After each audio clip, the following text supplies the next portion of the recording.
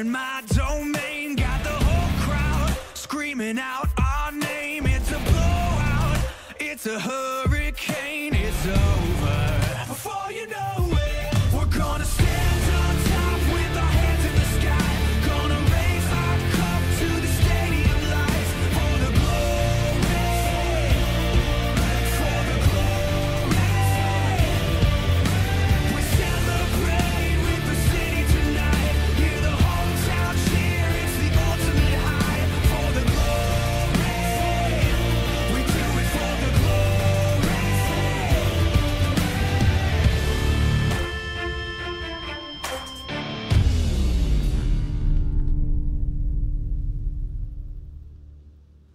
Magandang hapon mga summoners, and once again, happy Independence Day sa Pilipinas, and welcome to the 2018 LOL Varsity League Spring Term final week for the group stage bago tayo mag-playoffs. Pero syempre, bago natin pag-usapan yung magiging next game natin, pakilala muna kami bilang casters niyo. Ako si Arctic at syempre kasama ko ngayon si Chisto. Alam mo, Arctic, gusto ko talaga yung get-up mo yun. Saktong-sakto para sa kalayaan ng Pilipinas. Pero yun nga, papasok na tayo sa pangalawang game. Pero bago tayo mag-in-depth doon, itackle muna natin yung nangyari nung unang game between UPD Oblation Esports and Adamson Penguin Authority. Ngayon, not much really happened during that game. Adamson did pick up that win. Pero yung implications niya sobrang importante para sa Adamson specifically, since ngayon, meron na silang chance na makapasok sa playoffs. Pero yun nga, magre-rely pa rin sila sa performance ng mga teams na maglalaro after them. So, tignan na muna natin yung implications na yun based off sa standings natin, dahil ito nga yung binilang namin ni Vulcan kanina na kung titingnan nyo ngayon ay meron tayong, okay, what do you call a quintuple tie? Is it? Yes? Yeah. Correct me if I'm wrong, guys. Basta 5-way tie tayo ngayon, as you can see. So, not only that, you also have to pay particular attention to Bulacan State University standing right now kasi sakto, it's a battle for second and sakto yung katabi nila, third, TUP Monstrumville Prodigium. And this is a scenario wherein if Bulacan State University loses this game, magkakaroon ng tie between these two teams, 6-3 each. So that's something that Bulacan State University does not want to happen under any circumstances kung gusto nilang manatili bilang second seed natin sa LVL going into the playoffs. Yeah, and syempre pinapanood din ng Adamson University itong game na to kasi pag yung TUP ang nanalo, that means Adamson is out for playoff contention. But if BULSU does pick up the win here, meron pa rin chance itong Ado na makapasok. So tinitignan nila yun. And one more thing here, the team that gets second place, Arctic, para sa playoffs natin, they automatically get into the semifinals. Meron silang first round bye. So talagang tinitignan ng TUP itong second spot na to. I don't know, man. At this point, sobrang, ito yung nga yung sinasabi namin ni Vulcan kanina na we have to play Doctor Strange a bit and look into the different scenarios, the different outcomes that can potentially happen as a result of what the results could be leading up to what tiebreakers we might have to look into. So talagang very results-based yung kung ano man yung pwedeng mangyari. And I guess that just so happens because yun nga, we have 10 teams right now in the LVL, completely different format, kaya hindi talaga maiwasan na magkakaroon ganitong mga plot twist in a way pagdating sa mga teams natin. Yan, alam mo isa pang posible dito, Arctic, possible na magkaroon ng 5-way tie. Wow. Para sa second place.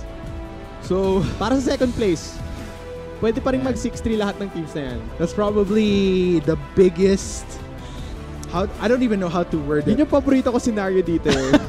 You want it to really be the grueling process para sa mga teams natin. Sa bagay, I mean, it's like the Hunger Games basically.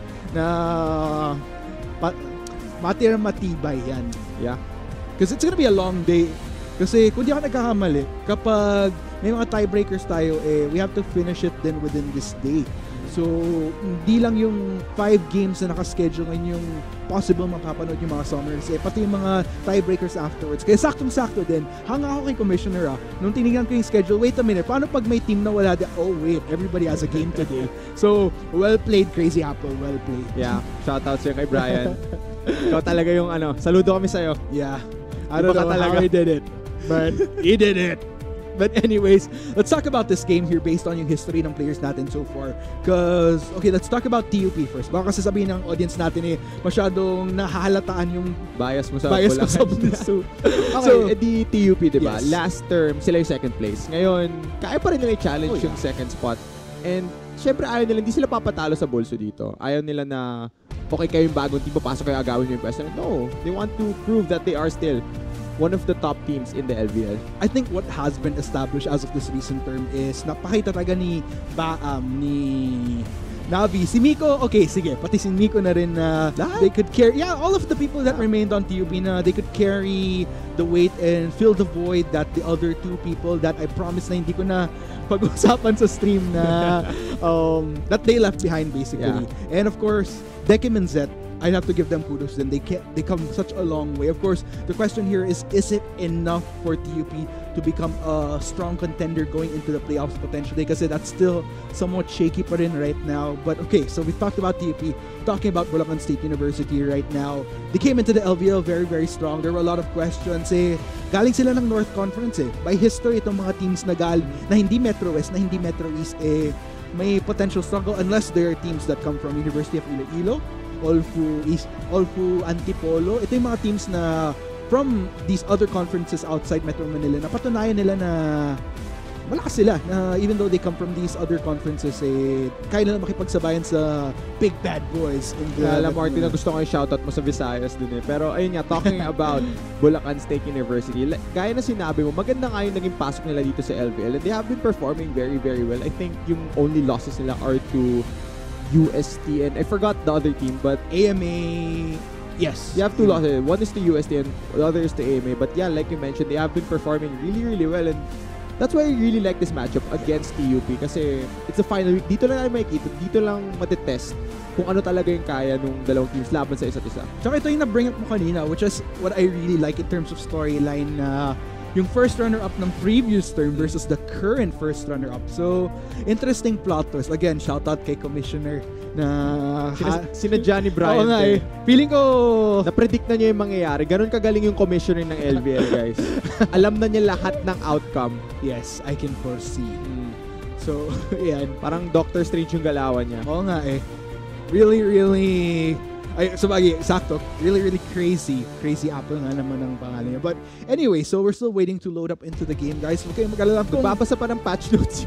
Nagbabasa ng patch notes. Hindi kasi, di ba, talking about yung patch notes. Yeah. 8.11, daming bago dito. Si Pike, unfortunately, disabled pa siya, but he is a very fun champion to play, in my opinion. Not fun for other people, pero sa akin, I think I enjoy him a lot. Pero yeah, more of 8.11. Some things na nakikita yung Jungle Talia noong unang game. That's something that has risen in popularity, especially on this patch due to the buffs to Talia. And isa pang bagay na nakikita ko in other competitive regions since kakasimula lang nila is going no ADC bot lane. Isa yun sa mga bagay na kind of odd kasi normally merong isang marksman tas may support, pero some regions they go Alistar tas i-prepare nila with a melee bruiser such as Irelia, Yasuo. So that's one thing that we may see throughout the day. Pero I think binanggit to ni Vulcan na question din kung ilalabas nga ng LVL teams yun kasi they prefer to play the standard way.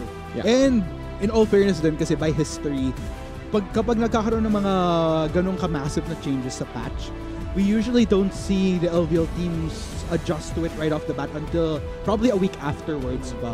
So, in all fairness, baka kasi isipin ng mga summoners natin, ibig sabihin ba nun, hindi adaptable enough for players natin. I think it's playing it more safe din kasi na, syempre, you don't want to push for something na di ka pa certain kung you don't want to take that risk, especially with the new format in the LVL na puro round robin best of one. Ako, ginagawa ko pag may bagong patch, inaantay ko munang makita yung ginagawa ng mga Korean. And then that's where I learn from. Kasi they basically decide what the meta is everywhere since they are the best region in the world. Pero ayun nga, so I basically wait on what they do. And then from that, try kong i-apply sa sarili. Kaso not that good. So, hindi ko na nagagaya ng gano'n. It's okay. Pero at least nandun yung idea. Yeah, mo kukunin. And in all fairness naman, like, even though we might not be able to execute it personally, as long as you could grasp the concept, I think, well, you're a coach, so yun yung at importante, least. Basta alam mo. As long as mag-grasp mo yung concept, hindi yung tipong trip mo lang gamitin sila. Uy, nakita ko si ganito naglaro ng kakaibang champion. Gusto ko na siyang gamitin. Pero if you don't get the thought process behind it, naku, patay tayo dyan. Yeah. Baka, yun nga, yung tinanong sa akin ni Vulcan kanina, mapasama kayo sa barangay ko, Barangay Bronzies. Si Vulcan ba nagpauso niyan? Ako yung nagpauso. Tinanong na kasi ako kung, kasi diba dahil sa get up ko ngayon, sang barangay ba ako? E di sabi ko, Barangay Bronzies. Bakit barangay nakabar? Oo nga, well, Alam mo, minsan di ko maintindihan si Vulcan pero mukhang papasok na tayo sa Champ Select, guys. Ito na nga yata. This is TUP against BULSU. Let's see, anong tatanggalin nila dito sa pick and ban phase? Yep, let's go ahead and see. It is gonna be game time. It is on right now for TUP and BULSU. Very high stakes right now.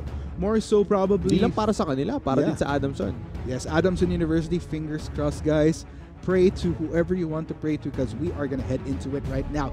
First off, of course, no surprise, respect bans itong first Cho'Gath from Chris. Yung Zoe naman ni Baam, which has come such a long way. Yeah, if I recall correctly, every time na nakuha ng BULSU itong Cho'Gath ni Chris, they haven't dropped the game. So Chris still undefeated on that champion. As for BULSU, yung unang ban nila targeted at Baam, he has had amazing games on that Zoe. Now Graves, the second ban here by TV, targeting Yesh's champ pool.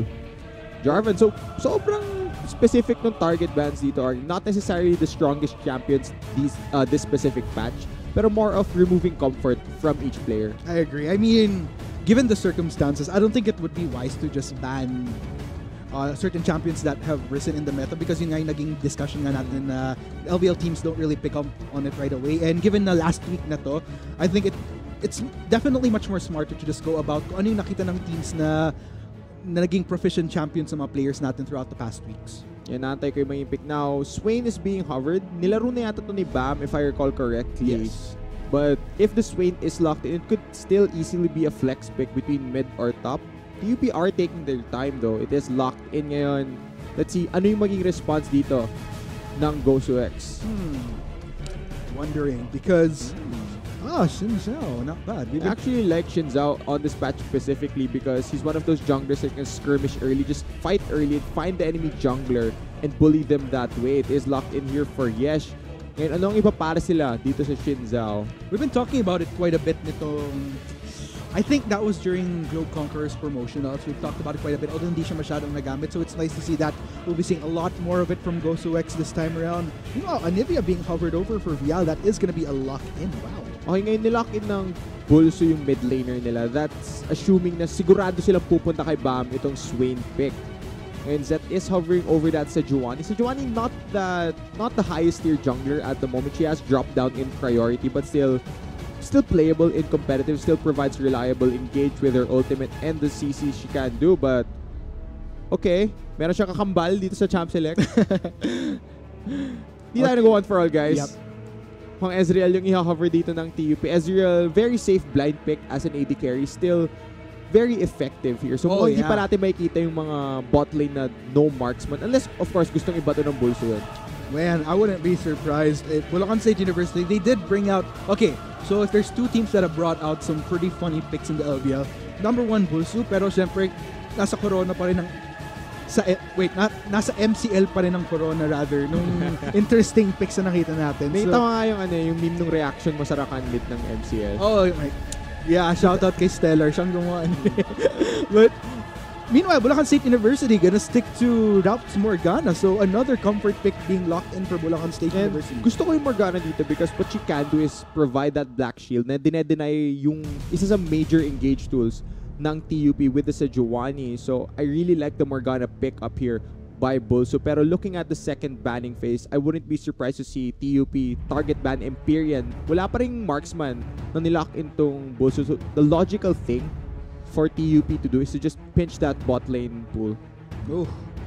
So with that though, interesting dynamic here because while TUP looking to ban out Empyrean here, on the flip side, it's more heavily focused towards Miko. And I'm not quite surprised because Miko is another one of those players from TUP, has stepped up, does have a few trips every now and then though, likes to go really aggressive sometimes in those fights. Of course, by denying the Braum, that's something that they do lose out on. Shen banned out from Bulacan State University as well. Yung ngayon, ang pwedeng gawin ng BULSU dito is to lock in their AD carry, which would be smart since hindi pa rin nila alam po saan pupunta yung Swain. So they can save counter pick for top lane at least. So really smart lock in here. Zayab gonna be locked in. Not paired with the Rakan this time though.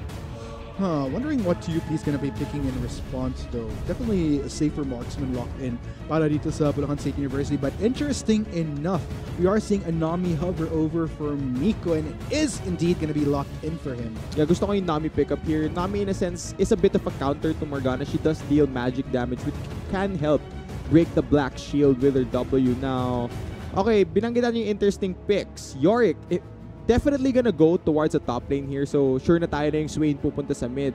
This is very much classic TUP with their draft.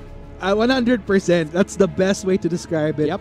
Yung champions na nakita natin ngayon from TUP, just what you'd expect of them. Meanwhile, looks like Bulacan State University. Okay, here's another thing that's somewhat expected of Bulacan State University as well. This draft particularly, I feel very much BULSU. And the reason why is because, okay, so I've talked about Ralph's Morgana. I've also touched on a bit on Vial's Anivia. But another thing kasi na upon interviewing teams, ang napansin na sa Bulacan State University is Chris usually reverts to these type of champions na you don't normally see him go for carries. It's usually these more beefier champions that we see him use in the top lane. So how he'll fare against a Yorick particularly, that is something I'm really looking forward to. Yeah, eventually in this matchup, may hirapan na si Chris on this or to actually match the push of Dekim's Yorick. Yorick, one of those champions now once he hits level 6, really is a threat when it comes to split push. So TUP very much playing to TUP's strengths.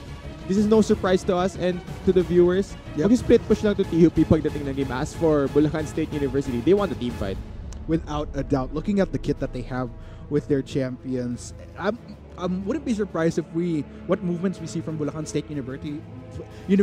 Kaya mo yan. Yes, nabubulol na ako sa Tagalog. I'm trying, guys. I'm trying. Pero yung in-expect ko sa kanila is yung same proactivity na nakita ko nung Game 1 sa Adamson University na they were just all across them out looking for plays, looking for pickoffs because they know that they could just go full collapse given the kits of what champions they had in their composition. So hopefully we see the same from Bulacan State University. What I do worry about is early game, sure bola ho, kayang gawin ng Bulacan State University. Pero ang naging question kasi natin constantly within the past weeks is yung pagdating ng mid-game ng BULSU. Adamson University played that mid-game beautifully in their Game 1. For Bulacan State University, that's gonna be a massive challenge. Yeah, and going back to your point, yun nga yung isa sa bagay na kinikriticize talaga namin yung BULSU is once it comes to the mid-game, it sort of feels like they fall asleep na inaantay nila yung kalaban nila na magkamali instead of them actually making the proactive moves that they do make during the early game. Kasi during the first 10 minutes of the game, BULSU, a very active team. Sila mismo yung gagawa ng plays para mag-force ng error sa kalaban nila. But past that, once mid-game arrives, it sort of feels like nag-aantay lang sila and pinoprolong lang nila yung game. So what I want to see from BULSU here since it's last week na ng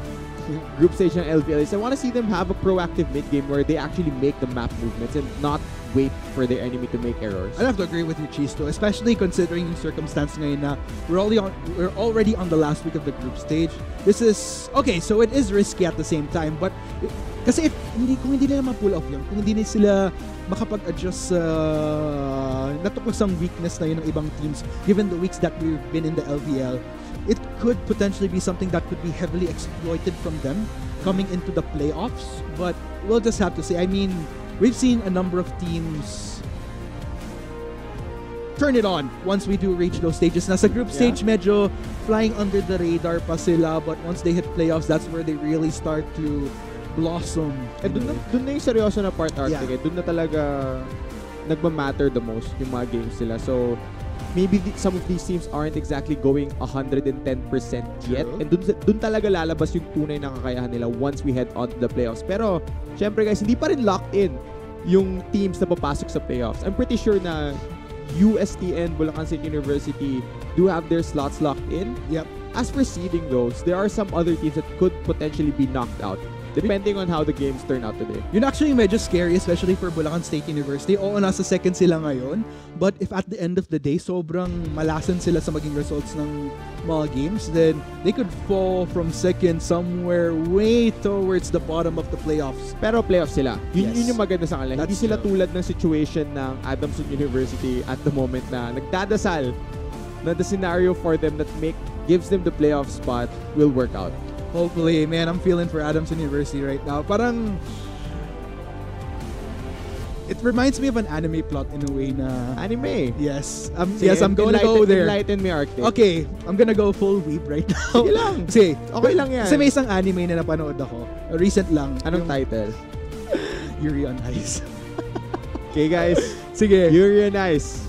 Tapos yun, yung isang competitor kasi sa anime na yun, parang para makapasok siya ng grand finals ng competition, nakasalayo sa magiging resulta nung ibang skaters na kasama niya. So, that's kind of that's the vibe that I'm getting off Adamson ngayon, na parang nasa sideline lang sila gaya nung napanood tong character na nagpa-fingers crossed, nagpapawisa na, oh my god, sana manalo si ganito, si ganyan. Try mo na ba mag-ice skating, Arctic? Ako, yes, I've actually. Hindi ko pa nasubukan pero feeling ko rainy season ngayon, it's more of a summer thing. Yeah. Napapasok ka sa yelo, ayaw mo nung malamig na nga, tapos pupunta ka pa doon. But, yeah, I haven't tried ice skating. You're more of a tennis guy. Yeah, mga hindi ko pwedeng gawin tuwing tag-ulan. Yeah. Right. Kind of sad. Oh man, how about you guys? Baka meron kayong mga sports na kung swimmer kayo no problem, wag kayong lalo naman kayo mabasa kung swimmer kayo. Ano problema ng ulan? Yeah, no problem at all. Unless yung tipong beach swimmer kayo yun ang medyo GG yung mga alon. Na-experience natin yun ng weekend. Hindi mo na-experience yun Oh, right. I'm sorry. Hindi fair. So guys, konting kwento lang. Nagkaroon kami ng company outing na gumawa kami ng parang survivor na competition. Si Arctic yung nag-host. Yes. So siya yung maswerte na hindi kailangan lumangoy sa dagat. Sobrang alat nung tubig na nainom ko galing sa dagat dahil lang sinabi niya kailangan kong pumasok sa dagat. Sorry, man.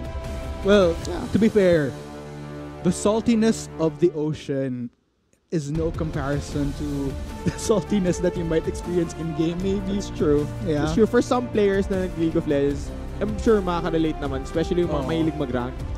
Yun yung mga tipo na, bakit ang lala ng mga kampi ko, yung mga tipong ganun. Yeah. We feel for you guys. One prayer para sa inyo. And yeah, we're just waiting for this game to get on. I'm really looking forward to this, man. I mean, it's not just Bulacan State University. No, also, ito yung calm before the storm. Yes, exactly. Lalo na tag-ulan, sobrang fit nito Ito yung akala mo maaraw, lalabas ka, tapos paglabas mo, hindi ka nagdalang payong. Tapos biglang may bagyo pala. Si Adamson University versus UP team parang calm muna. Ito na yung paparating ng bagyo, signal number 2 na tayo agad. Yeah. Kasi packet ng packet, and it's gonna be all the more crazier today, guys. Pero of course, all the more reason na maging excited kasi saktong-sakto holiday ngayon. Syempre. So, alam ko yung mga summoners natin dyan, hindi na rin kasi nakakalabas ng bahay dahil sa ulan. So, baka nainip na sila sa bahay. Medyo nakakabwisit lang.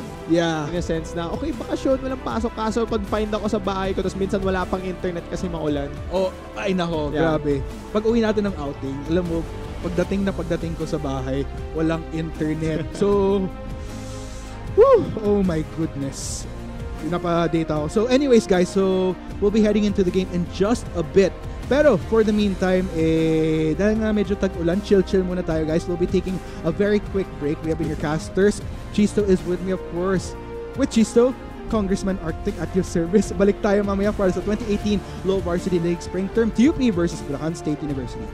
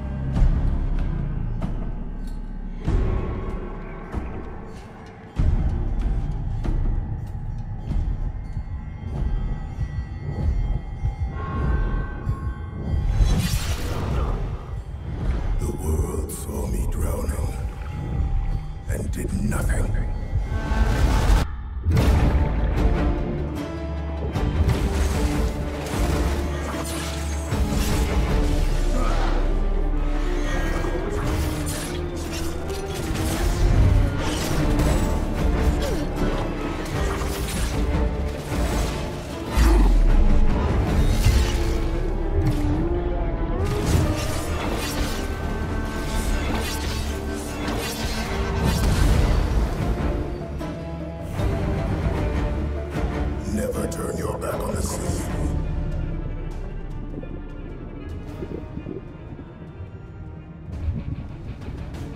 And there you have it, guys. Welcome back. So, quick recap ng ating mga champions na nakalock in para sa TUP and Bulacan State University. Ayun na nga po mga kaibigan, nasa screen nyo na. Let us know who you're rooting for. Kung TUP Monstrumville Prodigium ba, do you want to see them rise back to the top? Hashtag TUP win. Or para sa mga taga-north dyan, hashtag BULSU win tayo, syempre. Siyempre, no? Siyempre. Since taga-north ka din, Arctic. Pero yun nga, papasok na tayo sa rift dito. It is Bulacan State University on the red side, laban sa TUP on the blue side. Yes, it is gonna be a very interesting game today. Saktong-sakto yung panahon ngayon kasi gaya nga ng sabi ni Chisto kanina, we had the comp earlier, now it's time for the storm in the LVL. Yeah, sana naman. Pero sa LVL lang wag sana... Wag lang, yeah. Wag IRL. Wag IRL. Ayaw nating mabasa. Wala akong dinalang payong. Oh no, actually, ako rin nga pala. Oh no, but anyways, looking into this game right now. So, looks like actually, both sides are playing it a little bit more defensively here. Yeah, gaya na sinabi ko, going back, TUP, they want to head towards that point of the game na kaya nila mag-set up ng split push with the 1-3-1 double teleport dun sa solo laner sila. As for Bulacan State University, they want to find fights here. Pero one thing that really stands out is Empyrean decided to take teleport on this Xayah, whereas Navi did not decide to go that route. Teleport AD carry has been quite popular as of recent. It helps AD carries have an extra reset. Basically, yung makakabalik sila kagad ng lane after they pick up their first item, their first power spikes, allows them to get back in the fight even sooner. Strategically, I like the direction that Bulacan State University spot lane is going. But looking at history in general, based on player habits for Empyrean, medyo kinakatakot ko dito is, since they don't have the heal for this bot lane, there's been a few instances in games for Bulacan State University na Empyrean tends to go for the overextend, might overstay a bit, and without that extra precaution of having the heal particularly, it's a bit tricky here. That's what I'm struggling with. So hopefully we see Empyrean and Ralph have a better time, but yes. Okay, so nakita siya nung ward na nilagay ng bot lane ng TUP. Pero going back to what you were talking about, Arctic, yung fact na teleport andin nila ni Empyrean dito sa bot lane, yung setback ng having teleport AD carries, it means na you're down one combat summoner compared to your enemies. Merong heal available itong si Navi at si Nico once we go ahead into those 2v2 fights. So knowing na teleport yung dala ni Empyrean, they don't want to start a full-on 2v2 against the Nami and Ezreal. Without a doubt. I mean, especially if you're gonna look at Navi and Nico with the Nami particularly. Yeah. I mean, not only do they have the summoner heal, but just the innate heals coming in from Nami as well. That's just gonna... I don't know how that trade's gonna go down, but without a doubt, definitely grants more staying power for Navi and Nico. That's for sure. Yeah, right now though, Empyrean and Ralph are pushing in the bot lane. You know, top lane, we're not gonna see that much action here. It is a fairly tanky matchup. Until, of course, Dekim gets a few items, possibly Trinity Force, who begins to become super annoying on this York. Magisimula na siya mag-split push. Yep. BULSU has to react to that. Oh, wow. Yesh actually trying to spot out Zet here. Gets a vision drop down towards TUP's blue buff area. Yeah, but Zet is up one camp. Since Yesh decided to go for an early gank bot lane, which didn't really result in anything, it allowed the Sejuani a bit more time in her jungle. That's why she's up. In terms of tempo, mas madami na siyang camps na clear. So the Sejuani is up in gold, up in XP. He has control over her own jungle. Oh, meanwhile, okay, bubbles being thrown up by Miko. Not really finding a target there, though. So, a bit of a trade happening between Empyrean and Navi regardless. Yautza, Ignite popped up. Empyrean gonna have to try to walk it out. Will it take? First blood actually goes to Ralph. Will Empyrean survive to tell the tale? Because Zet is in the vicinity. Is he gonna go for something? No. Looks like Empyrean will escape with that one kill. You know, that's actually really good play by Bulacan State University's bot lane. Sinabi natin that they don't want to take the 2v2 fight. So that was very lucky that they came out of that on top. It's a really nice play there, Ralph, knowing that he could land the bind after the root from the Xayah's Blade Caller landed.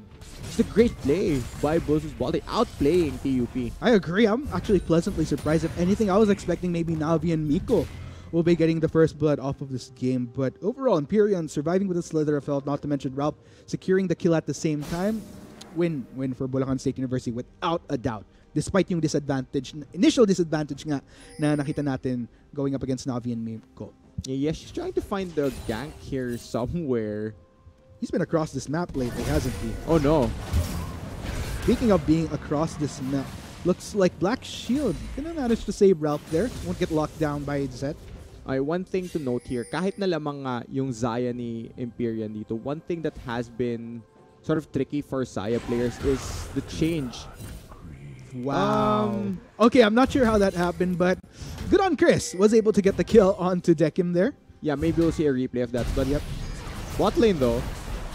Oh no, Empyrean with the overstep like I've been talking about earlier. Gonna get taken down by Miko.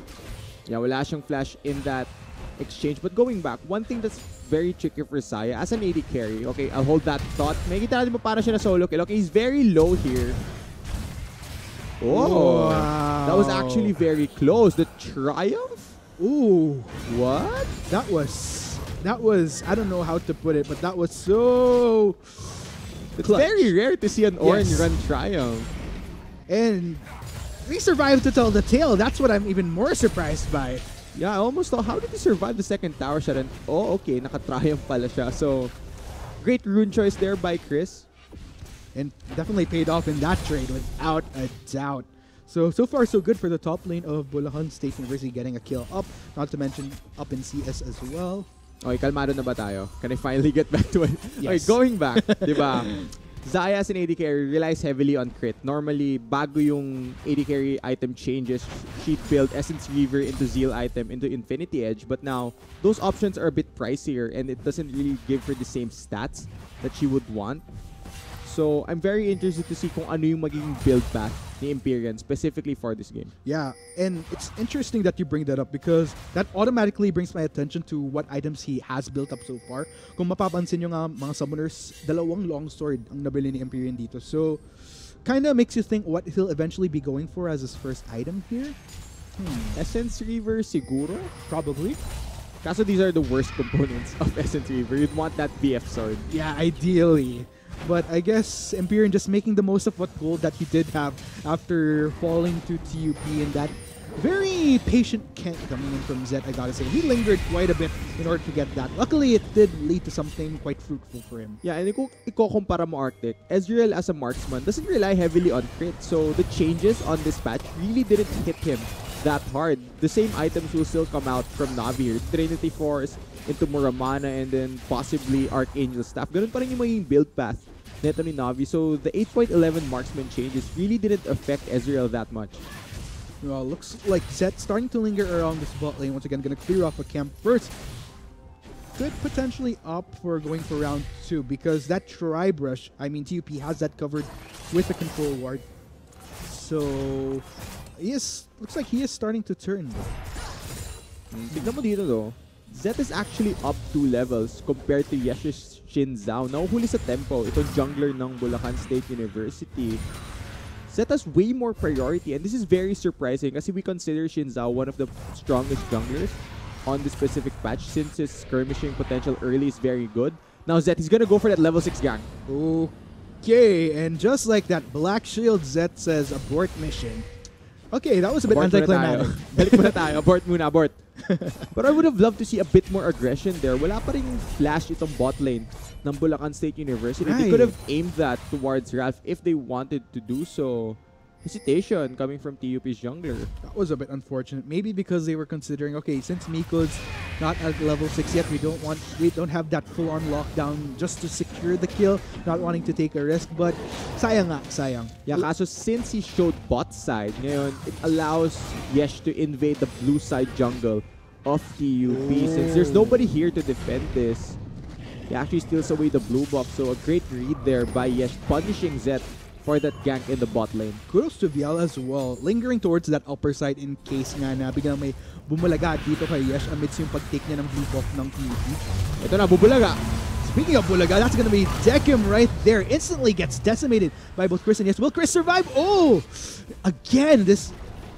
I don't know about you, man, but Chris is a very, very lucky guy in this top lane so far. amidst yung turret shots na nakuha niya constantly. But looks like Vial gonna try to get a lot of damage there onto Zet. Zet gonna go really hard onto him though. Bam is gonna start following as well. Gets the pull in. Ultimate actually doesn't land. Looks like Vial forced to flash away, survives to tell the tale, doesn't even need Agnivia. Yeah, bit of a miscommunication there by TUP's mid and jungle duo. Hinila pabalik ni Bam with the Swain passive yung Anivia, and that caused the Glacial Prison to miss. That's definitely not what they wanted to happen. Okay, so rather unfortunate, I gotta say, without a doubt. I mean, not only does Vial escape, TUP actually manages to walk away with first turret of the game this earlier on. We've only just hit the 10-minute mark. That's gonna be big for BULSU as far as starting to look for those pickoffs that they want given the composition that they have. Yeah, and binanggit mo yung composition na, yung implications nung pagbagsak ng first turret in the top lane. If you're gonna run a split push composition, normally gusto mo lamang yung split pusher mo, but after a few ganks, after a great solo kill by Chris, he just immediately shut down the Ornn of Dekem. So it'll be sometimes bago bumalik online itong top laner ng TUP ngayon. Infernal Drake being started ng Bulacan State University is secured. Walang sagot doon yung TUP. Kung ngayon lang kayo nanood ng LVL, ito ang isa sa medyo signature ng Bulacan State University. Yung impeccable timing nila pagdating sa pag-secure ng objectives, wherein it's like almost probably 90% of the time na they take these objectives uncontested from the enemy team, especially these dragons. Usually they're the team that has full control and mostly gets most of the dragon takes regardless of who they're up against. Yan, isang bagay dito, di ba? Kanina binanggit ko Zet had tempo over the Shin Zhao. Kanina lamang siya ng 2 level. Now, the level between junglers is evened out. I want to see a bit more aggression coming from TUP kasi nakita mo yung unang gank na attempt nung sa Giovanni, isang Black Shield lang, umatras na sila kagad. You can go for the other target, yung hindi nilagyan ng Black Shield, and possibly try and get summoners out of them. So the hesitation really costing TUP the early game. This is a bit tricky for TUP because at this point in time, well, okay, so it's tricky for TUP in that sense, but at the same time, dito na rin pumapasok Chisto yung questions natin with regards to given how Bulacan State University has played the early game a bit more better than TUP. Heading into the mid game, are things gonna get awkward that time around? Because that's maybe what TUP can capitalize on in exchange, given that has been Bulacan State University's weakness. Yan, syempre binanggit natin. Doon talaga natin kinikriticize itong BULSU. Yung pagdating ng mid game, medyo natutulog sila. Medyo nag-chill lang sila, hinahayaan nila yung kalaban nila, and they tend to wait for mistakes to happen. And looking at TUP's comp, they do have specific power spikes in the mid game. Bam will be online with the Rod of Ages. Navi will pick up 2 items on this Ezreal and will be super strong on the map. So yes, that might be the window where TUP can capitalize here against BULSU. Yeah, good on TUP to sniff that out though. Establishing control over the upper riverside. Given, okay, looks like Empyrean wants to go for something here. Oh, will he not get the kill though? That won't be the case. Ralph gonna try to continue to at least take down Miko. Looks like Miko gonna manage to heal up in time. Chris gonna try to go for it. Navi there. That will be the kill. Looks like Bam gonna try to make up for lost ground though. Ralph actually managing to land the Dark Binding. Looks like Vial gonna make his way as well. Bam gonna start to back away, but here comes Zep coming in from the back line. Take note, ultimate is up for him. That's gonna be the wall from Vial blocking off Zep. Bam wants to try to go for more. Ooh, Dark Binding does not connect though. That will be the route onto that Anivia. Bam draws him back. Will he continue though? Looks like they will back away for now. Yan, mukhang disengage yun yung call ng TUP. Zet had everything up available for the Sejuani to go and continue that engage, pero mukhang they will hesitate once again and not go for that fight. Gusto ko na nauna mag-teleport doon si Chris. He did clean up the kill onto Navi, but once again, you wonder why Empyrean would go for that 2v2 fight considering that they are down in combat summoners. Now, makikita natin sa replay, he goes super aggressive here, but actually eats the full damage of True Shot Barrage. Hindi nabawasan since he didn't pass to anything else. Just too much right there. Wala kang heal on that Xayah. Now, yun nga, nauna si Chris dumating sa final. That's why he's able to at least trade the kill here onto Navi. That was so unfortunate though. I mean, we were just talking about this earlier. Empyrean going for these oversteps. And parang yung fight na yun between Navi Miko versus Empyrean Rap, that was the manifestation of what we were talking about, wherein lalamang talaga si Navi and Miko when it comes to just lasting out a bit longer in these fights. And Empyrean, just not the best trade-off there, without a doubt. Yeah, and ngayon we're headed into that mid-game, which we mentioned, TUP, their champions do have power spikes. They can work around and play around at this point in time, whereas BULSU, this is the time where they tend to sort of sleep quite a bit. They have begun rotating their champions across the map. Nakita mo gumalaw sa top lane si Imperial, gonna try and pressure the Yorick even more, but yeah, that's the game so far. Yeah, and it's such a shame because if you look at the goal difference right before headed back to our caster desk right here, di pa sizable yung difference eh. 3K. Like 2K actually. 2K. Yeah. So that's a worrisome thing for Bulacan State University because like you mentioned, not only is TUP in its prime considering their composition, but at the same time, ito rin yung phase na patuloy natin sinasabi na nagiging awkward na para sa Bulacan State University. So I think this is the perfect time for TUP to capitalize on just that right now. But of course, we'll just have to see if they can though, given what they'll be going for across the map. Speaking of what they're going to be going for, 3 members of TUP are going to go straight onto Vial. That is going to be Ignivia. Will he survive to tell his jail though? That's 3 members onto it. I don't think he's going to stand a chance. Boom! Down he goes. Bam! Gets the kill. Yeah, kung nagtataka kayo bakit nag-flash on top of himself itong si Vial, I think he was trying to do the Ignivia mechanic where you teleport away na kahit pumasok ka sa Ignivia, unless masisi ka, you're still going to be able to escape with that teleport. Unfortunately, he misclicked on his keyboard. That's quite unlucky from BULSU's mid laner. Yep, and just like that, TUP, they are on the offense right now. Going to go straight for this mid lane turret. Yesh, I don't think he can defend this alone. Ralph is coming in from the sideline. Will it be enough to thwart TUP away? Looks like they will back away for now. Teleport coming in from Vial. So I guess that turret will live another day for Bulacan State University. Yeah, he wants to extend the laning phase here dito sa mid lane. I don't think Imperial wants to take this fight. He doesn't have any summoners. Yeah, you have to also take note where he's at right now. I mean, 0-2-2. They had an okay laning phase in the bot lane. Could have been way better, without a doubt, considering where Imperial is at right now in terms of standing with his Talia. Pero kahit Sire rather. Pero kahit na ganyan yung KDA niya, Arctic, he's definitely still ahead here. He True. does have the global gold from the turret.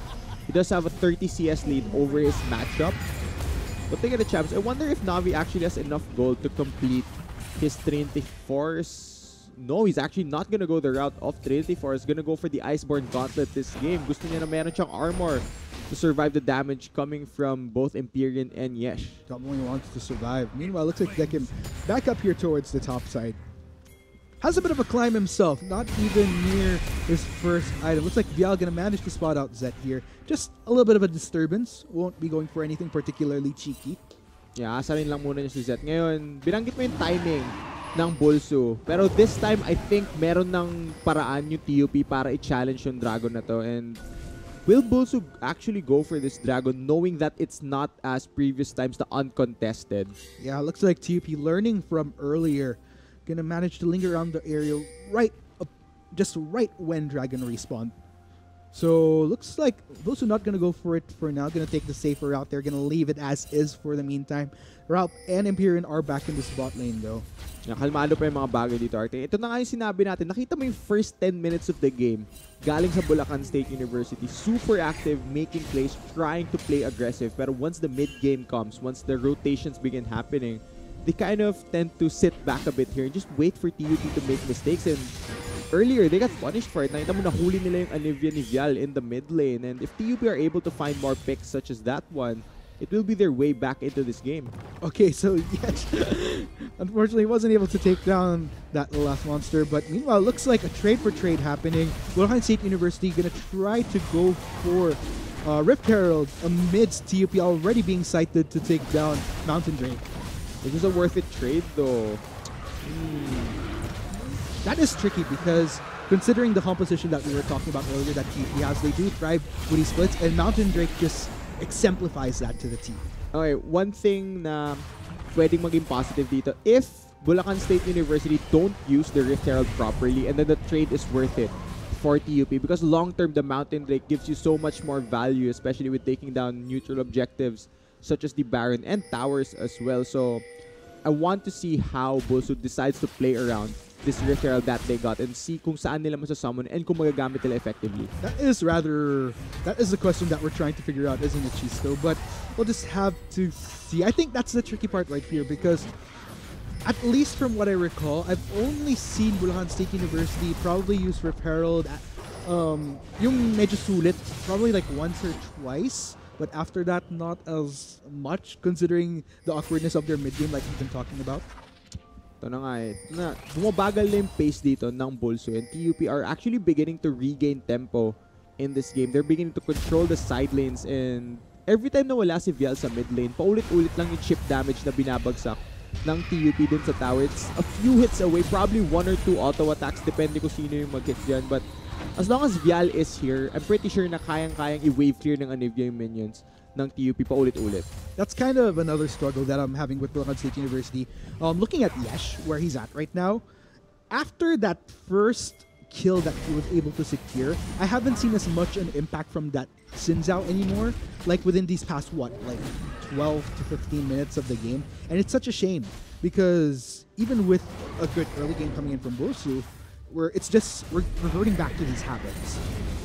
Yeah, ngayon, they have summoned the Rift Herald here. Oh no, will Yesh get caught out? He is interrupted. Yes, 3 members. Looks like Yesh will manage to escape quite safely. It's actually Zets that's taking quite a bit. Chris immediately bops onto 2 members of TUP. Zet forced to flash away. Ultimate does not connect onto anyone from Bulacan State University once again. It looks like TUP is going to suffer quite horribly because of just that. Looks like Bam trying to heal up what he can. Actually manages to get nothing out of Bulacan State University. It's actually Yes that falls first, though. 2 members off of TUP in exchange make that 3. Actually, it's only Navi and Miko that is up and kicking. Navi trying to do what he can to defend this turret, trying to ward off Bulacan State University from taking that second mid turret. Ooh, look at the damage, though. Empyrean forced to back away. Gonna have to respect the damage coming in from Navi. Luckily for them, Navi doesn't have his ultimate up anymore, and looks like BULSU will content themselves by winning that fight. Okay, in the end, it's 3-for-1 in favor of Bulacan State University. I think in the end, nasulit din nila yung paggamit ng Rift Herald doon, because it was really key that the Rift Herald took down the mid lane tower and allowed BULSU to step forward without that threat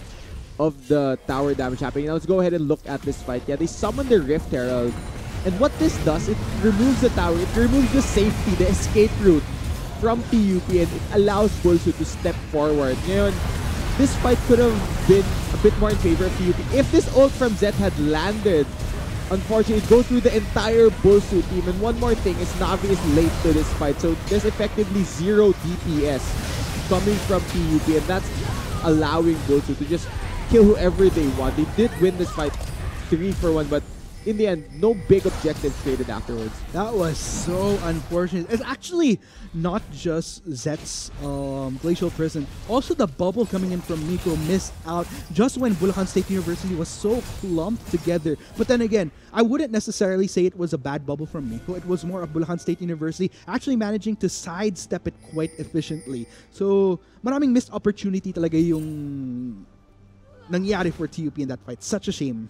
Yeah, but even if the mid tower did go down there para sa side ng TUP, yung mid tower ng BULSU is just a few hits away. So if BULSU sort of misplay in the mid lane and not put any members there to deny the push from TUP, kayang-kayang ibawi kagad ng TUP yung global gold na yun.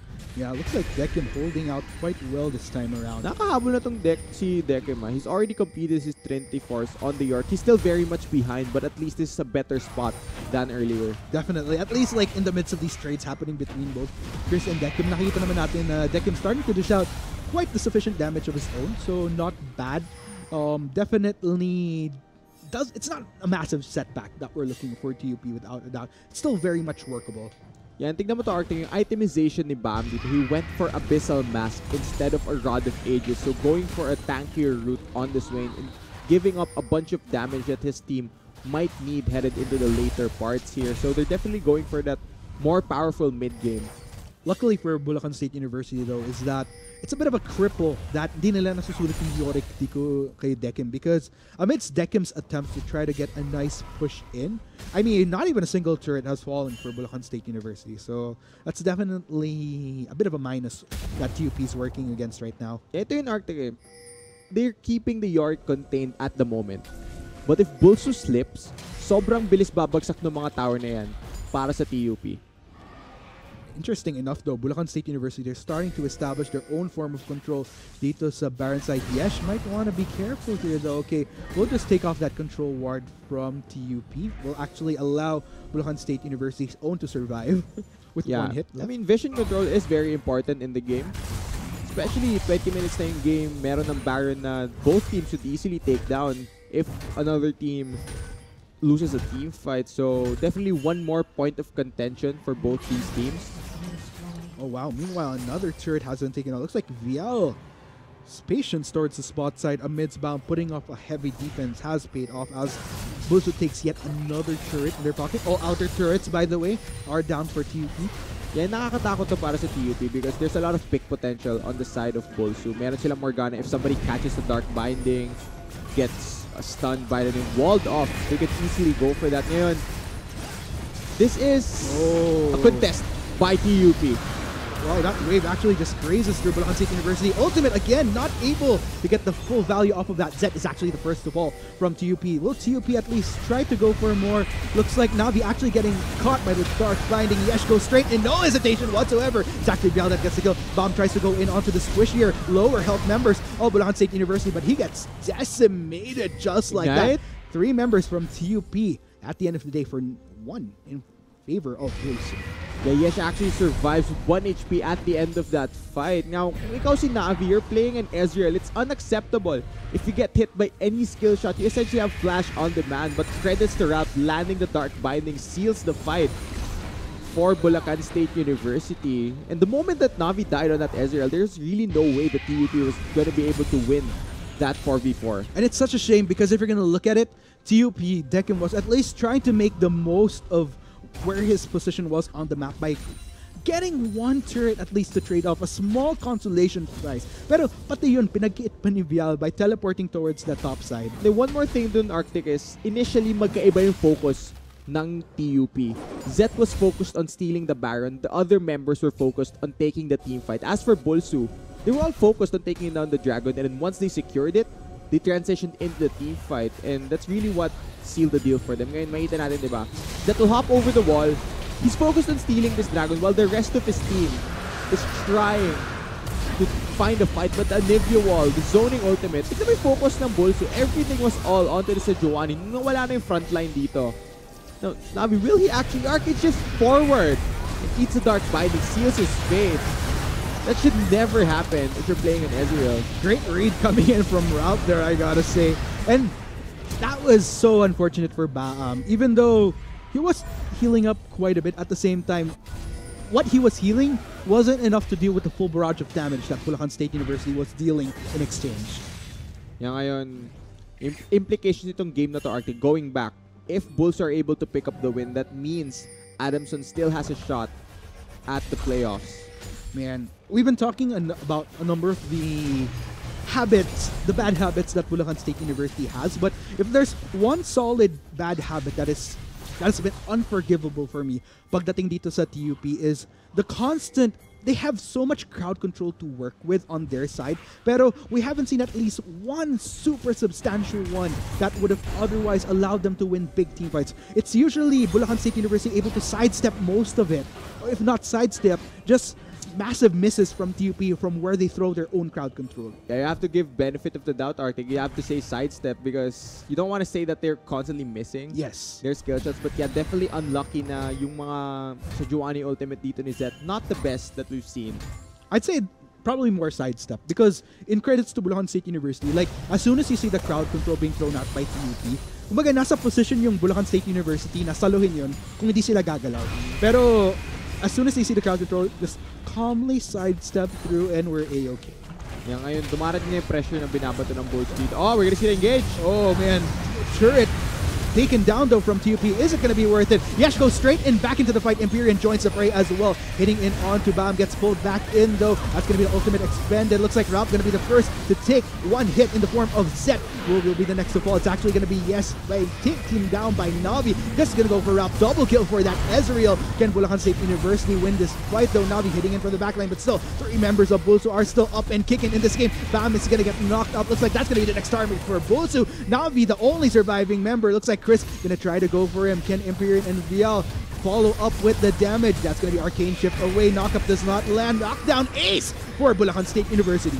Yeah, it doesn't matter if Chris's headbutt did not land. The stun was true by Vial. Now they're going to break the base. Can they go for the end here? Zet na lang yung namubuhay. Okay, only the inhibitor, even with the banner minion. BULSU is going to back off, go for the safe play. Probably going to head towards the bot lane tower, which they could definitely take down. Safer route indeed. I'm having flashbacks of their last game. Where, although, nung game na yon, they could have finished. Pero this time around, it would have been riskier to have finished. So playing the safer route again.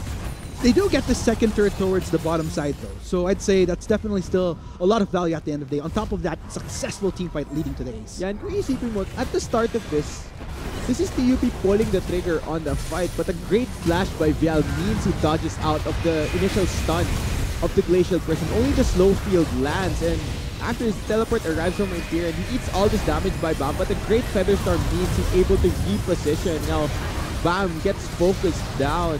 Just a great kite back here by BULSU, and at this point it gets very, very messy, but the moment the Call of the Forge God arrives, just not enough damage from both Navi and Bam, since Bam decided to go the route of Abyssal Mask, and Navi did not go for Trinity Force. There's not enough damage from the carries of TUP to actually take down Chris, so they can't deal with this Ornn. He's just gonna run at their face. That is so unfortunate. I mean, if you're gonna look at which members remain for Bulacan State University, you have the two key carries pretty much supplemented by this beefy bodyguard in the form of Chris. So, okay, so I was starting to go crazy with my hand. Just like, woo! But yeah, grabe. It's What kind kind of funny na pagkatapos sa replay sa atin bumalik eh. Okay. It's something that normally doesn't happen na already, guys. Yeah, you got caught off guard there. Yeah. But really amazing game that we have so far. Pero at the back of my mind, I'm like, what is TUP's mindset right now? Because if ako yung nasa position nila, they have the tools to deal with Bulacan State University. But the fact that Bulacan State University has been dodging left and right, flash out, nakatilt yun. I think a mindset ngayon ng TUP is fingers crossed, can we please land to sa Giovanni ultimate that stuns somebody? Right. It's such a great ability, but if you're not able to use it to its full potential, it really mitigates what your team can do. Ngayon, Zed might want to start landing the stun on that ultimate. Oh no. Wow, Miko actually trigger happy flash away. So, man. Alam mo, binanggit mo yung tilt, diba? Yeah. That looked like a tilt flash to me. Right. I mean, I think the angle of that Dark Binding was guaranteed to hit the Baron. If anything, I think what Ralph was going for was yung matrigger lang si Baron para makapag-deal ng 1-2 few hits onto Miko. But yeah, a little bit of a heart attack there for Miko going for that flash. Yeah, ngayon, BULSU might want to go for this Baron. Now, the setup here is very, very easy for them. They can easily zone off the entrance. Oh my god, it's going out so fast. Two-shot for That's gone. Soars and flies, but that is going to be a good and done Baron indeed, Gisto. As BULSU takes first Baron, could actually be the final Baron of the game.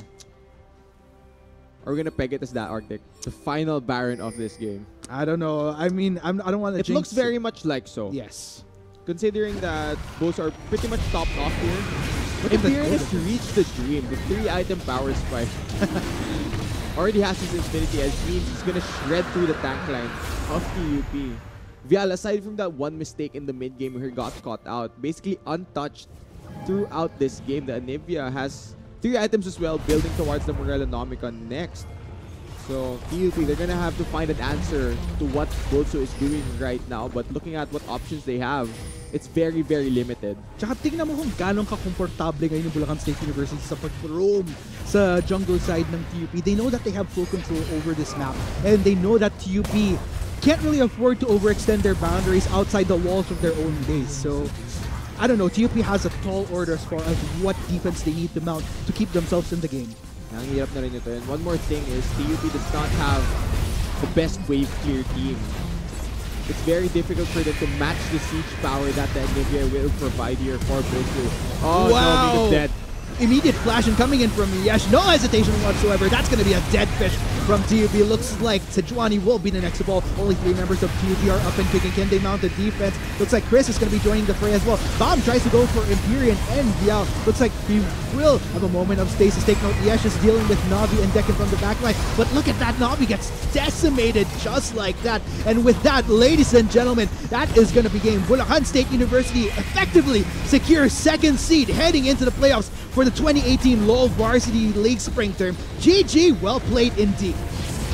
Wow, what a game that we had right there. Yeah, I mean, decisive during the early game, pretty much BULSU during the mid game, but once the late game came, once TUP weren't able to find the fights that they needed, BULSU just began running away with that game. And towards the end, it was very decisive from them. It was very methodical, where they didn't take that much risk. Just let the minions do the work. Let her just champion shove every single lane, pressure TUP into making a bad decision. But in the end, just there was no fight TUP could take.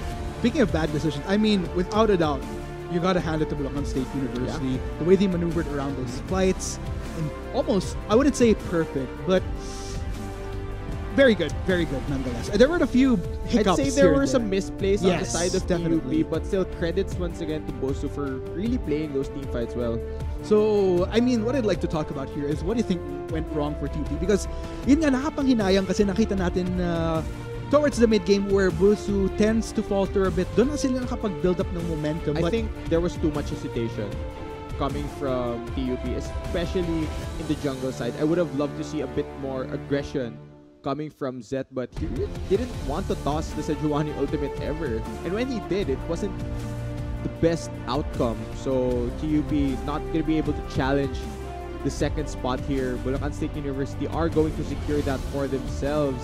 Yes. And even though, if you're gonna look at the standings right now, guys, tie on UST and Bulacan State University. But regardless kasi ng kung ano maging resulta ng UST mamaya, they'd still secure first seed. Yeah, If due to mag- head-to-head. Yes. Regardless of if UST loses, kahit mag 7-2 sila pareho. Since natalo nga ang BULSU sa game nila against UST during the group stage, matic pa rin na UST is pretty much secured as our top seed. So congratulations to Tel Tigers. So goes to X, by the way, securing second seed. So medyo makakahinga na sila ng maluwag, not needing to worry about playing any tiebreakers anytime soon Yeah, and today. you know yung magandang thing dito, Arctic, considering yung playoff bracket, Yes. sa finals lang pwede mag-meet itong UST at BULSU. So that'd be a very interesting matchup. I want to see one of these teams at least in the best of 5.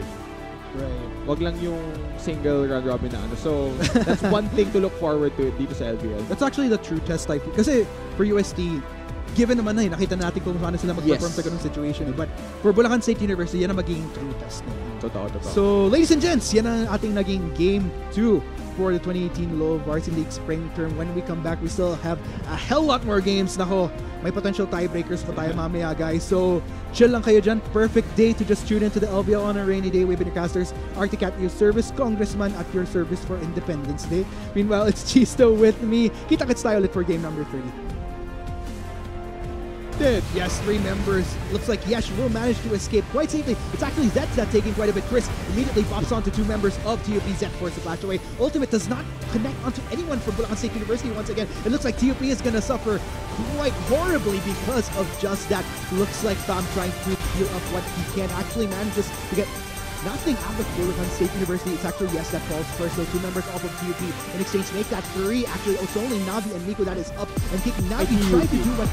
Wow, that wave actually just grazes through Bulacan State University. Ultimate, again, not able to get the full value off of that. Zet is actually the first to fall from TUP. Will TUP at least try to go for more?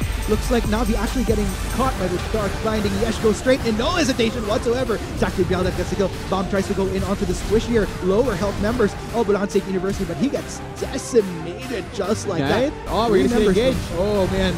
Turret taken down though from TUP. Is it going to be worth it? Yesh goes straight in back into the fight. Imperium joins the fray as well. Hitting in onto Bam. Gets pulled back in though. That's going to be the ultimate expended. Looks like Rap going to be the first to take one hit in the form of Zet. Will be the next to fall. It's actually going to be Yes by taken down by Navi. Just going to go for Rap. Double kill for that Ezreal. Can Bulacan State University win this fight though? Navi hitting in from the backline, but still 3 members of BULSU are still up and kicking in this game. Bam is going to get knocked out. Looks like that's going to be the next target for BULSU. Navi, the only surviving member. Looks like Chris going to try to go for him. Can Imperium and Bial follow up with the damage? That's going to be Arcane Shift away. Knockup does not land. Knockdown ace for Bulacan State University. In from Yesh. No hesitation whatsoever. That's going to be a dead fish from TUP. Looks like Sejuani will be the next ball. Only 3 members of TUP are up and kicking. Can they mount the defense? Looks like Chris is going to be joining the fray as well. Bomb tries to go for Imperium and Bial. Looks like he will have a moment of stasis. Take note, Yesh is dealing with Navi and Decken from the backline. But look at that. Navi gets decimated just like that. And with that, ladies and gentlemen, that is going to be game. Bulacan State University effectively secures second seed heading into the playoffs for the 2018 LoL Varsity League Spring Term. GG, well played indeed. Wow, what a game that we had right there. Yeah,